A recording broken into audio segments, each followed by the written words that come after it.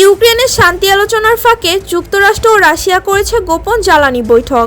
সূত্র বলছে, বৈঠকের উদ্দেশ্য ক্রেমলিনকে শান্তি প্রক্রিয়ায় আনতে প্রণোদনা এবং নিষেধাজ্ঞা শিথিলের সম্ভাবনা খুঁজে বের করা। সূত্র জানায়, এক্সন মোবিল পুনরায় রাশিয়ার শাখালিন-1 তেল ও গ্যাস ক্ষেত্রের জন্য আলোচনায় বসেছে। এছাড়া মার্কিন সরঞ্জাম রাশিয়ার আর্কটিক এলএনজি 2 প্রকল্পে ব্যবহারের সম্ভাবনা তোলা হয়েছে।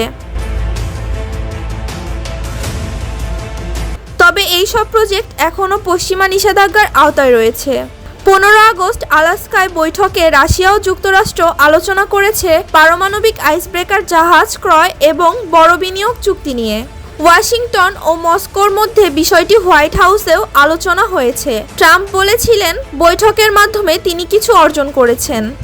তবে আলোচনার মধ্যেও হুমকি রয়েছে। ট্রাম্প জানিয়েছেন, শান্তি প্রক্রিয়ায় অগ্রগতি না হলে তিনি রাশিয়ার ওপর আরও কঠোর নিষেধাজ্ঞা আরোপ করবেন এবং ভারতকে রাশিয়ার তেল ক্রয়ে কঠোর শুল্কের মুখোমুখি করবেন।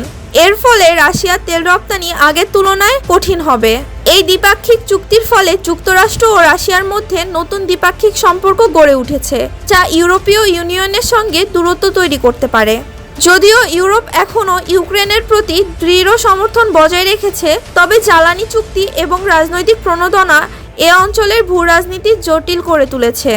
শান্তি আলোচনার পেছনে লুকানো জ্বালানি চুক্তি। প্রশ্ন একটাই, এই সমঝোতা কি ইউক্রেনের জন্য স্থায়ী শান্তি আনবে, কি নতুন সংঘাতের পথ খুলবে?